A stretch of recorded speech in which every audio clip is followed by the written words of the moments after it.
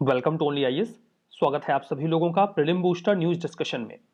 आज है 26 दिसंबर 2020। तो आइए देख लेते हैं ऐसे कौन से इंपॉर्टेंट आर्टिकल्स हैं जो आज हम कवर करने वाले हैं। हमारा पहला आर्टिकल पैसेज एक्सरसाइज के बारे में है, दैट इज पासएक्स। इस एक्सरसाइज को कंडक्ट किया जाना है इंडिया और वियतनाम के बीच में। इंडिया और वियतनाम के बीच में जो एक्सरसाइज कंडक्ट किया जाएगा पासएक्स, इसमें इंडिया की ओर से जो शिप पार्टिसिपेट करेगा that will be INS Kiltan. INS Kiltan जो है वो वियतनाम पहुंच चुका है। ये इस एक्सरसाइज के लिए वियतनाम नहीं गया है। वियतनाम ये मिशन सागर 3 के तहत गया है। मिशन सागर 3 के तहत आईएनएस किल्टन को 15 टन के रिलीफ एड के साथ भेजा गया, रिलीफ एड मटेरियल के साथ भेजा गया मदद करने के लिए वियतनाम के, क्योंकि वियतनाम में अभी फ्लड आया हुआ था। तो फ्लड की वजह से कई सारे लोगों की वहां पर मौत हो गई थी, बहुत सारा डिस्प्लेसमेंट होता है during flood as we know. तो उसमें इंडिया मदद करता है वियतनाम की थ्रू दिस मिशन सागर 3। तो अब ये शिप वहां पर गया ही हुआ है, तो ये वहां पर साउथ चाइना सी में पैसेज एक्सरसाइज में पार्टिसिपेट भी करेगा। जो पासिंग एक्सरसाइज होता है ये दो नेवीज आपस में इसलिए करती हैं ताकि वो आपस में कम्युनिकेशन और कोऑपरेशन को जांच सकें कि जब युद्ध हो जाएगा या कहीं पर ह्यूमैनिटेरियन रिलीफ की आवश्यकता होगी तो वो आपस में कोऑपरेट कर पाएंगे कि नहीं कर पाएंगे। वैसे ऑफिशियल रीजन तो यही होता है, बट कई बार दो कंट्रीज आपस में एक्सरसाइज इसलिए भी करते हैं ताकि वो अपने पॉलिटिकल या डिप्लोमेटिक जो ऑब्जेक्टिव्स हैं उनको अटेन कर सकें। साउथ चाइना सी में अगर कोई भी एक्सरसाइज होगी तो डेफिनेटली चाइना इस बात को लेकर कंसर्न रहेगा, लेकिन अभी उनकी एक्सरसाइज पाकिस्तान के साथ चल रही है तो हम भी वियतनाम के साथ कर सकते हैं डेफिनेटली। अब देखिए वियतनाम की लोकेशन आप यहाँ मैप में देखिए, ये वियतनाम की लोकेशन है। यहाँ पर पड़ोसी देशों में है कंबोडिया और लाओस, ये थाईलैंड की लोकेशन है। यहां पर आपको बर्मा मिलेगा और इसके बाद यहां से इंडिया स्टार्ट हो जाएगा। मिशन सागर के बारे में बात करें तो ये इंडिया का एक मिशन है जो कि humanitarian assistance and disaster relief इसके तहत लॉन्च किया गया, ताकि जो फ्रेंडली फॉरेन कंट्रीज हैं हम उनकी मदद कर सकें। कोविड-19 जो पेंडेमिक राइट नाउ चल रहा है उसमें 3 मिशन अभी तक भेजे जा चुके हैं। जो पहला मिशन भेजा गया था वो मई जून 2020 के आसपास भेजा गया था। इसमें मालदीव्स, मॉरिशस, सिशलीज, मेडागास्कर और कॉमरोस, इन्हें इंडिया ने एड और मेडिसिन, फूड एड और मेडिसिन प्रोवाइड करवाया। मिशन सागर 2 गया है सूडान, साउथ सूडान, जिबूती और इरिट्रिया यानी कि अफ्रीकन कंट्रीज में मदद के लिए। और मिशन सागर 3 अभी पहुंचा है वियतनाम फ्लड रिलीफ के लिए। अब बात करते हैं आईएनएस किल्टन के बारे में। ये कामोटा क्लास कॉर्वेट्स जो 4 बनाए जा रहे थे उनमें से तीसरे नंबर का है। कॉर्वेट्स देखिए वॉरशिप्स होते हैं जो बड़े होते हैं लेकिन फ्रिगेट से छोटे होते हैं। प्रोजेक्ट 28 के तहत इन 4 कॉर्वेट्स को बनाया जा रहा था। बाकी के 3 हैं आईएनएस कामोटा, आईएनएस कैडमेट और आईएनएस कावरत। फीचर्स देखिए किल्टन के, ये इंडिजिनियस कटिंग एज वेपन से को होस्ट करता है, मतलब इसमें इंस्टॉल किए जाते हैं। कटिंग एज का मतलब यह है कि एट दैट टाइम जो भी मोस्ट एडवांस टेक्नोलॉजी है उसका इस्तेमाल किया जाता है। ये इंडिया का फर्स्ट मेजर वॉरशिप है जो कि कार्बन फाइबर कंपोजिट मटेरियल से बनाया गया है। वो इस तरीके का मटेरियल होता है, ये मटेरियल एक तो हल्का होता है, दूसरा ये स्टिल्थ फीचर भी देता है, रडार्स वगैरह को डिटेक्ट करने से रोकता है। इस शिप का नाम लक्षद्वीप के एक आइलैंड के नाम पे रखा गया है जिसका नाम किल्टन ही है, जो कि हमें एमिनी दीवी ग्रुप में मिल जाएगा, जो ग्रुप ऑफ आइलैंड्स है वहां पर। हमारा जो अगला आर्टिकल है वो सोकार वेटलैंड कॉम्प्लेक्स के बारे में है। इंडिया ने अभी अपना 42nd रामसार साइट डिक्लेयर कर दिया है यूनियन टेरिटरी ऑफ लद्दाख में। उसका नाम है सोकार वेटलैंड कॉम्प्लेक्स। अब सोकार वेटलैंड कॉम्प्लेक्स का मतलब यह है कि एक बहुत बड़ा एरिया है जिसमें टोटल 2 लेक्स कवर होती हैं, उनके आसपास का जो एडजॉइनिंग एरिया है वो कवर हो जाता है। तो कंबाइंड करके इस पूरे एरिया को वेटलैंड कॉम्प्लेक्स कह दिया गया है। सोकार बेसिन ये एक हाई एल्टीट्यूड वेटलैंड कॉम्प्लेक्स है। 2 प्रिंसिपल वाटर बॉडीज आपको यहां पर मिलेंगी। एक तो है स्टार सापुक सो। देखिए सो एक तिब्बतियन वर्ड है जिसका मतलब ही होता है लेक, तो सो लगा है मतलब कि लेक है, ठीक है। तो स्टार सापुक सो, और दूसरा है सोकार। तो सोकार जिसके नाम पर इस कॉम्प्लेक्स का नाम रखा गया है। सोकार कंपैरेटिवली बड़ा है और स्टार सापुक सो जो है वो कंपैरेटिवली छोटा है। स्टार सापुक सो जो है एक फ्रेश वाटर लेक है, जबकि सोकार लेक हाइपर सलाइन है, मतलब बहुत ज्यादा सलाइन है, जो कि चांगथांग रीजन लद्दाख का है, वहां पर ये आपको मिलेगा। तो सबसे पहले चांगथांग रीजन आप देख लीजिए, ये लद्दाख यूटी है। इसके साउथ में ये चांगथांग रीजन है, यहीं पर आपको ये दोनों लेक्स मिलेंगी। लेक की लोकेशन देखिए, ये सोकार लेक है जो कि हाइपरसलाइन है, कंपैरेटिवली बड़ा है, और नीचे स्टारसापुक सो है जो कि कंपैरेटिवली छोटा है लेकिन फ्रेश वाटर है। ये पूरा एरिया, आसपास का एडजॉइनिंग एरिया, ये मिलाकर ये पूरा कॉम्प्लेक्स बनता है जिसे सोकार कॉम्प्लेक्स कहा जाता है। अब ये इंडिया का 42nd रामसार साइट बन चुका है। सोकार इसका मतलब होता है व्हाइट लेक, चूंकि हाइपरसलाइन है तो जब पानी इवेपोरेट हो जाता है तो सफेद रंग का दिखता है। अगर हम बर्ड एरिया के पर्सपेक्टिव से बात करें तो इंटरनेशनल, ये जो बर्ड लाइफ इंटरनेशनल है, इन्होंने इसे A1 कैटेगरी में डिक्लेयर किया है। चूंकि सेंट्रल एशियन फ्लाईवे में आता है, कई सारी माइग्रेटरी बर्ड्स यहां पर रुकती हैं जो बहुत इंपॉर्टेंट है, that is black necked crane. ये आप इमेज में इसे देख सकते हैं। इसके अलावा कुछ और भी बर्ड्स हैं, those are great crested grebe, bar headed geese, ruddy, shelduck, brown headed gull, lesser sand plover, और भी कई सारी बर्ड के स्पीसीज हैं। डेफिनेटली ये सारे नाम आपको याद नहीं रहेंगे। रामसर कन्वेंशन की बात करें तो इंटरगवर्नमेंटल ट्रीटी है, 1971 में साइन की गई थी ताकि जो वेटलैंड वाला एरिया है उसे हम बचा सके। रामसर ईरान की एक सिटी है, वहीं पर साइन की गई थी, इसलिए इसे रामसर कन्वेंशन कहते हैं। इंडिया में ये फोर्स में आया 1 फरवरी 1982 को। अब देखिए, ये उद्देश्य इस कन्वेंशन का ये है कि लोकल, नेशनल और इंटरनेशनल एक्शंस के असिस्टेंस और कोऑपरेशन के माध्यम से जो दुनिया भर में वेटलैंड्स हैं उनको प्रिजर्व किया जाए और प्रोटेक्ट किया जाए। अगर कोई भी ऐसा वेटलैंड है जिसे रामसर साइट उस पार्टिकुलर कंट्री ने डिक्लेयर किया है, एट द सेम टाइम ऐसा भी महसूस हो रहा है कि उसके इकोलॉजिकल कैरेक्टर में या तो चेंज हो रहा है या हो चुका है या हो सकता है, किसी भी वजह से, टेक्नोलॉजिकल डेवलपमेंट की वजह से, पोल्यूशन की वजह से, या फिर ह्यूमन इंटरफेरेंस की वजह से, तो ऐसे वेटलैंड को मॉन्ट्रेक्स रिकॉर्ड में डाल दिया जाता है। मॉन्ट्रेक्स रिकॉर्ड ये लिस्ट है इंटरनेशनल लेवल पे कंसर्न वाले वेटलैंड्स की। इंडिया के 3 ऐसे वेटलैंड्स को इसमें रखा गया था मॉन्ट्रेक्स रिकॉर्ड में। उसके बाद इंटरनेशनल अटेंशन दिया जाता है, असिस्टेंस दिया जाता है ताकि उन्हें रिकवर किया जा सके। Keoladeo national park, Loktak lake, Keoladeo national park in Rajasthan, Loktak lake in Manipur, ये राइट नाउ मॉन्ट्रेक्स रिकॉर्ड में है। चिल्का लेक को भी रखा गया था बट बाद में इसे निकाल दिया गया, यहां पर जो सिचुएशन थी वो इंप्रूव हो गई। देखिए, सो मोरीरी के बारे में बात करते हैं। सो मोरीरी जो लेक है वो आपको सोकार के साउथ में मिलेगा, इनफैक्ट लद्दाख के साउथ के रीजन में मिलेगा। ये ऑलरेडी एक रामसार साइट है। ये माउंटेन लेक है, जो चांगथांग प्लेटू है लद्दाख का, वहीं पर मिलेगा। 2002 में ही इसे लिस्ट में रामसार कन्वेंशन के तहत जो रामसार वेटलैंड साइट्स होती हैं उसमें डिक्लेयर कर दिया गया था। लोकेशन आप मैप में देख सकते हैं, ये सो मोरीरी है यहां पर जिसकी हम बात कर रहे हैं, और ये है सोकार जिसके बारे में अभी तक हमारी बात चल रही थी, ये एरिया यहां पर। अगला आर्टिकल जोमी एथनिक ग्रुप के बारे में है। मणिपुर की जो जोमी एथनिक ग्रुप है उन्होंने फिर से एक बार डिमांड करनी शुरू कर दी है कि जिस प्रकार से 6th शेड्यूल के तहत आसाम में बोडोलैंड टेरिटोरियल काउंसिल बनाई गई है, वैसे ही जोमी एथनिक ग्रुप के लिए मणिपुर में जोलैंड टेरिटोरियल काउंसिल का गठन किया जाए। अब ध्यान देने वाली बात यह है कि जो मणिपुर है वो 6th शेड्यूल में नहीं आता। 6th शेड्यूल में 4 स्टेट्स आते हैं, AMTM, असम, मेघालय, त्रिपुरा, मिजोरम, ये 4 स्टेट्स आते हैं, मणिपुर नहीं आता है। तो मणिपुर में राइट नाउ जोलैंड टेरिटोरियल काउंसिल नहीं गठित की जा सकती बिना किसी संशोधन के।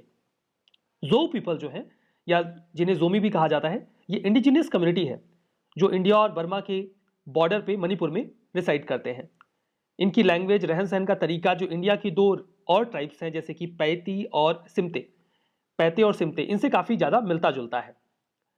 जो जोऊ हैं इन्हें ऑफिशियली 33 इंडिजिनियस पीपल जो इंडिया के हैं, इंडिया के मणिपुर स्टेट में जो रहते हैं उनमें रिकॉग्नाइज किया गया है, और एक शेड्यूल ट्राइब भी है ये। 2001 के सेंसस के मुताबिक इनकी पॉपुलेशन 20,000 से कम है, यानी कि स्टेट की 3% से कम पॉपुलेशन इनकी है। ये जो कम्युनिटी है ये चोरा चांदपुर जो और चंदेल जो डिस्ट्रिक्ट है मणिपुर के, वहां पर रिसाइड करती है। अब बात करते हैं हम 6th शेड्यूल के बारे में जिसके तहत ये डिमांड कर रहे हैं। 6th शेड्यूल में देखिए असम, मेघालय, त्रिपुरा, मिजोरम ही आते हैं, मणिपुर नहीं आता, तो राइट नाउ ये पॉसिबल नहीं होगा। जिनमें ट्राइबल एरियाज होते हैं जो कि शेड्यूल एरिया से टेक्निकली डिफरेंट होते हैं। इनके डिक्लेरेशन की जो अथॉरिटी होती है वो गवर्नर के पास होती है, जबकि शेड्यूल एरियाज में जो लार्जर से होता है वो प्रेसिडेंट का होता है। वैसे तो जो ट्राइबल एरियाज होते हैं 6th शेड्यूल में इन 4 स्टेट्स में, उन पे एग्जीक्यूटिव अथॉरिटी स्टेट की ही होती है, लेकिन उनके इंटरनल एडमिनिस्ट्रेशन के लिए डिस्ट्रिक्ट काउंसिल और रीजनल काउंसिल्स को बनाया जाता है। तो एक डिस्ट्रिक्ट में डिस्ट्रिक्ट टेरिटोरियल काउंसिल का गठन कर दिया जाता है और उसमें जो कई सारे रीजन्स होते हैं उनमें रीजनल काउंसिल्स भी होती हैं जो ऑटोनॉमस तरीके से उस एरिया को एडमिनिस्टर करती हैं। अब देखिए, जो ऑटोनॉमस डिस्ट्रिक्ट्स होते हैं उसका एरिया गवर्नर जो स्टेट के हैं वो मॉडिफाई कर सकते हैं, उसकी बाउंड्रीज को आगे पीछे कर सकते हैं बाय नोटिफिकेशन। अब अगर हम डिस्ट्रिक्ट काउंसिल की बात करें, जैसे इस पूरे डिस्ट्रिक्ट के लिए जो कि ऑटोनॉमस डिक्लेयर कर दिया जाएगा, एक काउंसिल बनेगी जिसमें 30 से ज्यादा मेंबर नहीं हो सकते और जो 30 मेंबर्स होंगे उनमें से मैक्सिमम 4 को गवर्नर नॉमिनेट कर सकते हैं, बाकी उस रीजन से एडल्ट सफरेज के माध्यम से चुने जाएंगे। और जो ये रीजन्स हैं उसके अंदर उनके लिए अलग से रीजनल काउंसिल्स भी बनाई जाएंगी। इन रीजन्स को ऑटोनॉमस रीजन कहा जाता है और ऐसे डिस्ट्रिक्ट्स को जो ट्राइबल एरिया के कल्चर को प्रिजर्व करने के लिए 6th शेड्यूल के तहत इन 4 स्टेट्स में बनाए जाते हैं, उन्हें ऑटोनॉमस डिस्ट्रिक्ट कहा जाता है। ठीक है, तो यहां पर जो टेरिटोरियल काउंसिल्स बनाई जाती हैं उनका एक पर्टिकुलर ऑब्जेक्टिव होता है। जो हमारा अगला आर्टिकल है वो डिजी बॉक्स के बारे में है। अभी जो नीति आयोग के सीईओ हैं अमिताभ कांत जी, उन्होंने डिजी बॉक्स को लॉन्च किया जो इंडिया का अपना खुद का क्लाउड स्टोरेज सर्विस प्रोवाइडर होगा। ये इंडिया की एक स्टार्टअप ने बनाया है, इसे लॉन्च किया गया नीति आयोग के सीईओ के द्वारा। देखिए, ये made in India digital asset management and file sharing service cloud storage platform है। इतनी लंबी चौड़ी लाइन अगर मैं ना भी बोलूं तो मैं सामान्य भाषा में बता सकता हूं कि हम सभी लोगों ने गूगल ड्राइव का इस्तेमाल किया है, जहां पर अपना डेटा स्टोर कर सकते हैं और वहां से लिंक लेकर, शेयरेबल लिंक लेकर उस डेटा को शेयर भी कर सकते हैं। तो जो सर्विस गूगल ड्राइव हमें प्रोवाइड करवाता है, सेम सर्विस डिजी बॉक्स हमें प्रोवाइड करवाएगा। अब जो गूगल ड्राइव है डेफिनेटली वो इंडियन कंपनी नहीं है, लेकिन डिजी बॉक्स को एक इंडियन स्टार्टअप ने स्टार्ट किया है। अब यहाँ पर जो डेटा हम रखेंगे वो इंडिया में ही लोकलाइज्ड वे में स्टोर किया जाएगा। Make in India store in India initiative के तहत डिजिटल एसेट जो मैनेजमेंट है वो इंडिया में ही इसके तहत किया जा रहा है। अब देखिए, ये कंपेरेटिवली सस्ता भी है। जैसे अगर आप गूगल ड्राइव पे जाते हैं तो वहां पर आपको फ्री स्टोरेज जो मिलता है वो 15 GB का मिलता है। उसके बाद अगर आपको एडिशनल 100 GB तक का स्पेस चाहिए तो आपको 130 रुपए पर मंथ पे करने होते हैं। यहाँ पर आपको 50 GB का स्पेस फ्री मिल रहा है और एडिशनल 100 GB अगर आपको चाहिए तो उसके लिए आपको पर मंथ केवल 30 रुपए ही पे करने होंगे। अभी केवल एंड्रॉइड यूजर्स के लिए अवेलेबल है, बट बहुत जल्दी iOS यूजर्स के लिए भी अवेलेबल हो जाएगा। कंपनी का ये कहना है कि कनेक्शंस पूरी तरीके से इंक्रिप्टेड है, डेटा इंक्रिप्टेड फॉर्म में ही जाएगा, कंट्री में ही स्टोर होगा और पूरी तरीके से सिक्योर रहेगा। हमारा जो अगला आर्टिकल है वो अंटार्कटिका के बारे में है। अभी कम से कम 36 लोग जो चिलियन रिसर्च स्टेशन है जो चिली का है वहां पर अंटार्कटिका में कोरोना वायरस से इन्फेक्टेड पाए गए। ये पहला ऐसा इवेंट है जहां पर हमारे सदर्न मोस्ट कॉन्टिनेंट में ये वायरस पाया गया। अंटार्कटिका देखिए एक ऐसा रीजन है जहां पर नेटिव ह्यूमंस नहीं रहते। यहाँ पर जो 60 परमानेंट स्टेशंस हैं अलग अलग कंट्रीज के, वहाँ के जो साइंटिस्ट हैं, रिसर्चर्स हैं, केवल वही रहते हैं। ये अर्थ का सदर्न मोस्ट कॉन्टिनेंट है, ज्योग्राफिक सदर्न पोल भी है और जो अंटार्कटिक रीजन है सदर्न हेमिस्फीयर का, वहाँ पर ये आपको मिलता है। देखिए, इंडिया का जो अंटार्कटिक प्रोग्राम है वो मिनिस्ट्री ऑफ अर्थ साइंस के तहत national Centre for Antarctic and Ocean research conduct करता है। इंडिया ने अंटार्कटिक ट्रीटी सिस्टम को अगस्त 1983 में अडॉप्ट किया था, जिसमें यह ऑब्जेक्टिव रखा गया है कि अंटार्कटिका जो है उसका इस्तेमाल केवल पीसफुल पर्पसेस से किया जाएगा। वहां पर कोई मिलिट्री स्टेशन नहीं बनाएगा, कोई एक्सपेरिमेंट्स नहीं करेगा जो कि मिलिट्री से एसोसिएटेड हो। इंडिया के देखिए 3 रिसर्च स्टेशन बनाए गए हैं अभी तक अंटार्कटिका में, जिनमें से एक अब फंक्शनल नहीं है, बाकी की 2 फंक्शनल हैं। पहला था दक्षिण गंगोत्री। ये पहला इंडिया का साइंटिफिक रिसर्च स्टेशन था जो अंटार्कटिका में बनाया गया। ये बाद में काफी कमजोर हो गया। 1990 के दौरान तो ये बर्फ के नीचे दब भी गया था। अभी राइट नाउ इसे केवल सप्लाई बेस के तौर पे इस्तेमाल किया जाता है, पूरी तरीके से अब इसका इस्तेमाल रिसर्च पर्पस से नहीं किया जाता। दूसरा है मैत्री। ये सेकंड परमानेंट रिसर्च स्टेशन था जो 1989 में बनाया गया। अभी ये फंक्शनल है। ये देखिए जो रॉकी माउंटेनस रीजन है, स्किरमैकर ओएसिस का जो इलाका है, स्किरमैकर ओएसिस जो है वो लगभग 25 किलोमीटर का ऐसा एरिया है जहां पर बर्फ नहीं है। ओएसिस का वहां पर कई सारी फ्रेश वाटर लेक्स हैं। इनफैक्ट इस जो हमारा मैत्री स्टेशन है उसके पास आसपास इंडिया ने खुद भी एक फ्रेश वाटर लेक बनाया हुआ है जिसका नाम लेक प्रियदर्शिनी है, तो हम उसका इस्तेमाल वहां से करते हैं। ये जो तीसरा हमारा रिसर्च स्टेशन है दैट इज लेटेस्ट, ये 2012 में कंप्लीट किया गया, दैट इज भारती। ये रिसर्चर्स को सेफ्टी प्रोवाइड करवाता है हार्श वेदर के बावजूद। ये मैत्री से 3000 किलोमीटर ईस्ट में सिचुएटेड है। एक सागर निधि हमारा आइस क्लास वेसल भी है जो कि 40 सेंटीमीटर की बर्फ को काट कर ट्रेवल कर सकता है बर्फ वाले एरिया में। 2008 में इसे कमीशन किया गया था रिसर्च के लिए। तो ये सारी बातें हमने अंटार्कटिका और इंडिया के अंटार्कटिक रिसर्च के बारे में बात करी। यहाँ पर देखिए Goa based National Centre for Polar and Ocean Research NCPOR है, जो कि नोडल एजेंसी है। जो भी इंडिया के साइंटिफिक एक्सपीडिशंस अंटार्कटिका में होते हैं या आर्कटिक में होते हैं, वो यही बॉडी, यही इंस्टीट्यूशन देखता है। अगर हम बात अंटार्कटिक ट्रीटी सिस्टम के बारे में करें, जिस पर अभी हम बात कर रहे थे कि इंडिया ने इसको साइन किया था, इसे देखिए ये रेगुलर इंटरनेशनल रिलेशंस जो अंटार्कटिका में हो रहे हैं उसको मैनेज करने के लिए है, ताकि उस कॉन्टिनेंट का इस्तेमाल पीसफुल पर्पसेस से ही हो, मिलिट्री पर्पस से ना हो या उसे कोई एक्सप्लॉइट ना करे। इसका हेडक्वार्टर अर्जेंटीना के ब्यूनस आयर्स में है। ये ट्रीटी 1961 में इन्फोर्स हुई और 53 इसकी पार्टीज हैं। हमारा अगला आर्टिकल पीएम जय सेहत के बारे में है। कॉन्टेक्स्ट यह है कि प्राइम मिनिस्टर ने अभी हाल ही में पीएम जय सेहत स्कीम को लॉन्च किया union territory of Jammu and Kashmir के लिए। प्रधानमंत्री जन आरोग्य योजना जो कि 2018 में लॉन्च की गई थी, इसके तहत सोशियो इकोनॉमिक कास्ट सेंसस में आने वाली हर फैमिली को 5 लाख पर एनम का इंश्योरेंस कवरेज हेल्थ के लिए दिया जाता है। जम्मू एंड कश्मीर में इस सेहत स्कीम के तहत इसे हर व्यक्ति तक एक्सटेंड कर दिया गया है, हर फैमिली तक एक्सटेंड कर दिया गया है। मतलब जम्मू एंड कश्मीर में रहने वाला हर व्यक्ति अब इसे एक्सेस कर सकता है बिना किसी बार के, बिना किसी रुकावट के। अब चूंकि जम्मू एंड कश्मीर में अब इसे हर फैमिली तक एक्सटेंड कर दिया गया है, तो जम्मू एंड कश्मीर एकमात्र ऐसा रीजन होगा इंडिया का जहां पर यूनिवर्सल हेल्थ कवरेज प्रोवाइड करवा दिया गया है। जो रिमेनिंग पॉपुलेशन है अब वो भी पीएम जय के एम्बिट में आ जाएगी। फाइनेंशियल कवरेज 5 लाख पर फैमिली तक का है, एज वी नो। उम्मीद यह है कि सेहत इनिशिएटिव या सेहत स्कीम लॉन्च करने के बाद पीएम जय जो योजना है उसमें जम्मू एंड कश्मीर में 15 लाख परिवार और जुड़ जाएंगे। यहां पर इंश्योरेंस मोड में हेल्थ इंश्योरेंस प्रोवाइड करवाया जाता है। यह सर्विस पोर्टेबल है, मतलब वो देश के किसी भी हिस्से में हेल्थ सर्विसेज एक्सेस कर सकते हैं। तो ये काफी बढ़िया स्कीम है। कम से कम कोई तो ऐसा रीजन बना इंडिया का जहां पर एक universal health coverage for the first time दे दिया गया है। ये काफी पॉजिटिव रहेगा जम्मू एंड कश्मीर के लिए। कुछ स्टेटमेंट है, ट्रू एंड फॉल्स बताइए। आईएनएस किल्टन थर्ड है 4 कर्मोटा क्लास कॉर्वेट्स में, जिन्हें प्रोजेक्ट 28 के तहत बनाया गया। Sokar wetland complex waste Bengal में है। जोमी एथनिक ग्रुप ये चौर चांदपुर और चंदेल डिस्ट्रिक्ट मणिपुर के हैं, वहां पर कॉन्सेंट्रेटेड है। DG box made in India digital asset management file sharing service है, क्लाउड स्टोरेज प्लेटफॉर्म है। भारतीय इंडिया का पहला परमानेंट आर्कटिक रिसर्च स्टेशन है जो कि स्पिट्सबर्ग नॉर्वे में सिचुएटेड है।